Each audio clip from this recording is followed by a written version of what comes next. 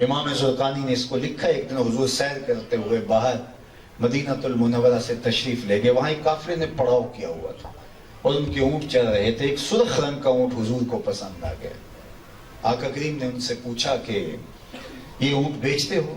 انہوں نے بیچنا تھا یا نہیں جب پوچھا گیا تو انہوں نے کہا جی ہم بیچتے ہیں.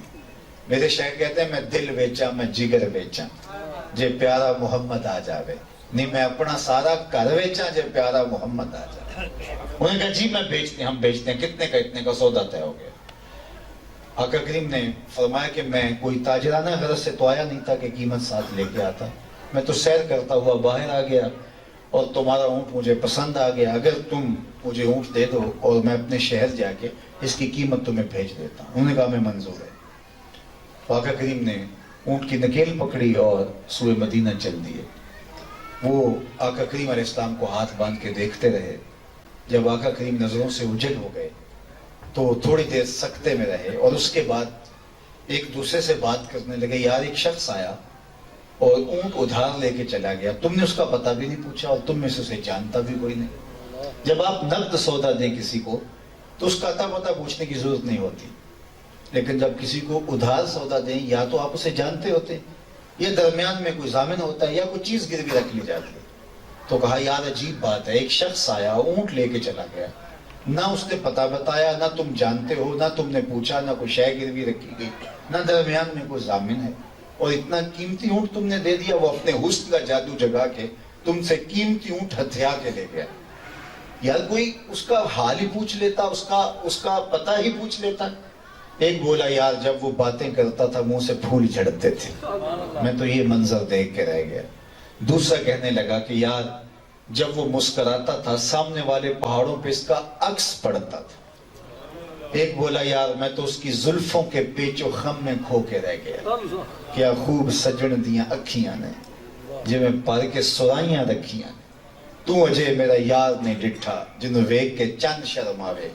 ادھی راتیں دن چڑھا جاوے جیو رخ تو نقاب اٹھاوے تے جیو نکلے سیر کرنوں سارا گلشن سیس نباوے. تردی لف لف جاوے جی ہاتھ پھلاں وچ رکھدا ہاتھ پھلاں تو ود جاوے. نین نشیلے مست رسیلے وچ سونا کجل سہاوے. اکھ اگڑے تے انج پیا جاپے جویں میں خانہ کھل جاوے.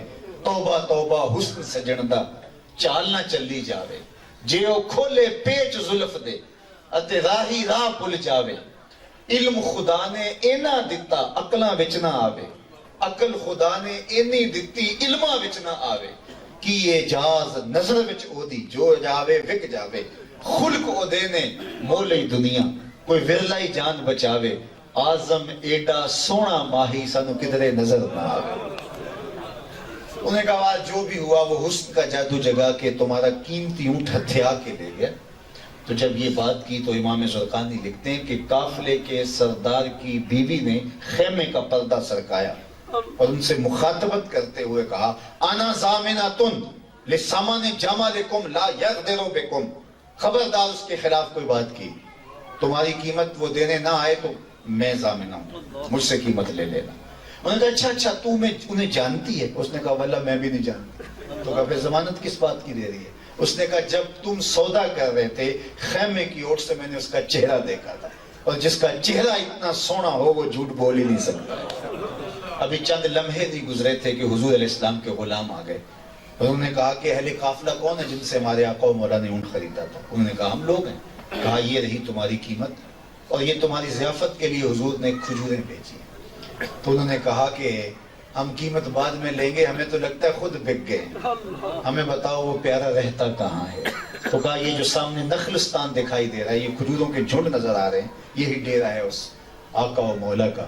تو سارا قبیلہ, اس کو وفد طارق لکھا ہے امام زرقانی نے. وفد طارق یہاں سے اٹھا اور مدینہ المنورہ حضور کے قدموں میں جا کے بیٹھ گیا, حضور کے ہاتھ میں ہاتھ دیا, اسلام قبول کیا. تیری تک کے اداواں میں مرید ہوں. اللہ اکبر. تو وہ حسن دیا. اعظم چشتی کا ایک شعر اس عنوان سے تو مجھے بہت پسند ہے, سمجھا نہیں ہنوز میرا عشق بے ثبات. ذرا اس شعر کا حسن ملاحظہ کیجئے. سمجھا نہیں ہنوز میرا عشق بے ثبات, تو کائنات حسن ہے یا حسن کائنات. وہ جمال دیا, وہ خوبصورتی دی, اللہ اکبر کل قمر لیلۃ البدر لم ارا قبلہ ولا بعدہ مثلہ. کیا پوچھتے ہو؟ 14ویں رات کا چمکتا ہوا چاند تھے میرے حضور. اللہ اکبر. وہ جمال دیا. حضرت جابر بن سمرہ رضی اللہ تعالیٰ عنہ فرماتے لیلۃ الادھیان تھی، 14ویں رات کا چمکتا ہوا چاند تھا. حضور دھاری دار چادر اوڑے استراحت فرما رہے تھے. کبھی میں چاند کو دیکھوں، کبھی حضور کے چہرے کو. اللہ اکبر. کہتے ہیں کہ پھر میں نے فیصلہ کیا فائزہ ہوا احسن عندی من القمر. میں نے فیصلہ کیا چاند نہیں، میرے حضور ہی سونے ہیں.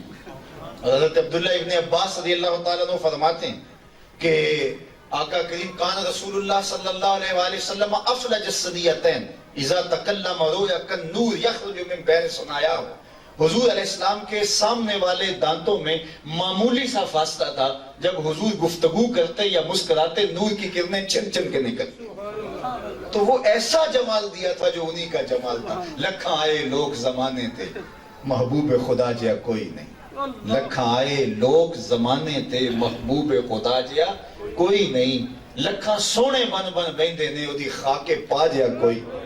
حضرت میمونہ بنت کردم رضی اللہ تعالیٰ عنہ فرماتی ہیں حجۃ الوداع کے موقع پہ میں اپنے والد گرامی کے پاس ساتھ جو ہے وہ حضور کی خدمت میں حاضر ہوئی، اور میرے والد گرامی نے حضور سے کوئی مسئلہ شرعی پوچھتا تھا. تو آقا کریم ناقہ پہ تشریف فرماتے سوار تھے. تو میرا جی چاہا کہ میں آقا کریم کی زیارت کروں، لیکن میری آنکھوں میں تاب نہیں تھی. تو میں نے حضور علیہ السلام کے پاؤں کو دیکھنا شروع کیا.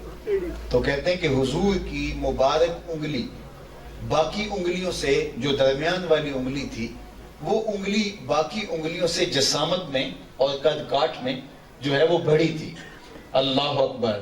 تو فرماتی ہیں کہ مدتیں گزر گئی، آج تک اس انگلی کا حسن ہی میری نگاہوں سے ظاہر نہیں ہوتا. یار جس کے قدموں کا یہ عالم ہے، اس کے چہرے کی شان کا عالم کیا ہو. وہ کیا کسی شاعر نے کہا تھا کہ قدموں پہ جبیں کو رہنے دو، چہرے کا تصور مشکل ہے. قدموں پہ جبیں کو رہنے دو، چہرے کا تصور مشکل ہے. جب چاند سے بڑھ کر ایڑی ہے، رخسار کا عالم کیا ہوگا. تو آج عنوان یہ دیا ہے، تو یہاں تو حضور کی مبارک ایڑی کا جمال نہیں بیان ہو سکتا. تو کس طرح اسی کی ظہوری نالے ساڑا کی بیان او دیاں تے صفتاں دا نات خم قرآن ہے. صورتاں سپارے رنگ نبی دے جمال دا لب کے لے آواں کتوں سونا تیرے نال. ساری زندگی بھی حسن بیان کرتے رہو تو ہم کر ہی نہیں سکتے. غالب تھا، اور لکھنے پہ آتا تو پھر وہ قلم توڑ دیتا، اور جس عنوان پہ بھی آتا ذکر اس پری وش کا پھر بیان اپنا تھا. بن گیا رقیب آخر جو راستہ اپنا تھا. غالب تو غالب ہے. چاہیے اچھوں کو جتنا چاہیے، یہ اگر چاہیں تو پھر کیا چاہیے. بات کرنے کا ڈھب جانتا ہے، گفتگو کا سلیقہ جانتا ہے. لیکن غالب سے کہا گیا کہ تو قصیدے لکھتا ہے، زہرہ جمالوں کی کہانیاں بیان کرتا ہے، حسن کے نقشے کھینچتا ہے، آنا ذرا حسن محمد کی کہانی بھی چھے صلی اللہ علیہ وآلہ وسلم. تو غالب قلم پھینک کے بولا غالب ثنائے خواجہ بیزداں گزاشتے کہاں ذات پاک مرتبہ دان محمد است. غالب میں کیسے بیان کروں جب جانتا نہیں، جب جانتا نہیں تو بیان کیسے کر سکتا ہوں. تو جانتا تو وہی ہے. تو پھر آواز آتی ہے والضحیٰ واللیل اذا سجا. اللہ اکبر. وہ جانتا ہے تو پھر آواز آتی ہے واللیل اذا سجا. وہ جانتا ہے تو آواز آتی ہے قد جاءکم من اللہ نور وکتاب مبین. اسی کی ظہوری نالے ساڑا کی بیان ہے. او دیاں تے صفتاں دا نات خاں قرآن ہے. صورتاں سپارے رنگ نبی دے جمال دا لب کے لے آواں کتوں سونا تیرے نال دا. تیرے اوصاف کا ایک باب بھی پورا نہ ہوا. زندگیاں ختم ہوئی اور قلم ٹوٹ گئے. وآخر دعوانا ان الحمدللہ.